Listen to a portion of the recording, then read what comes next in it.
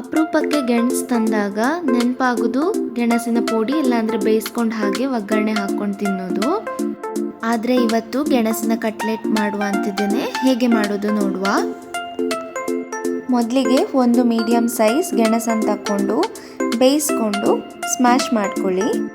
ಇನ್ನು ಇದಕ್ಕೆ ಉಪ್ಪು, ಗರಂ ಮಸಾಲೆ ಹುಡಿ, ಅರಶಿನ ಹುಡಿ, ಮೆಣಸಿನ ಹುಡಿ, ಸಣ್ಣಕ್ಕೆ ಕಟ್ ಮಾಡಿದ ಒಂದು ಅರ್ಧ ನೀರುಳ್ಳಿ, 2 ಕಾಯಿ ಮೆಣಸು, ಸ್ವಲ್ಪ ಕೊತ್ತಂಬರಿ ಸೊಪ್ಪು ಮತ್ತು 1 ಬೌಲ್ ಅಕ್ಕಿ ಹಿಟ್ಟು, ಸ್ವಲ್ಪ ಎಣ್ಣೆಯನ್ನು ಹಾಕಿ ಸರಿಯಾಗಿ ಮಿಕ್ಸ್ ಮಾಡ್ಕೊಳ್ಳಿ.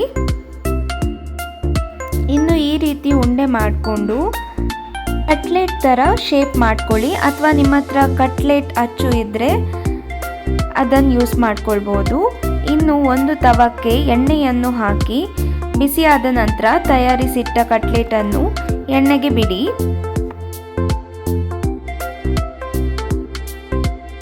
ಎರಡರಿಂದ 3 ನಿಮಿಷದಲ್ಲಿ ಒಂದು ಬದಿ ಫ್ರೈ ಆಗ್ತದೆ.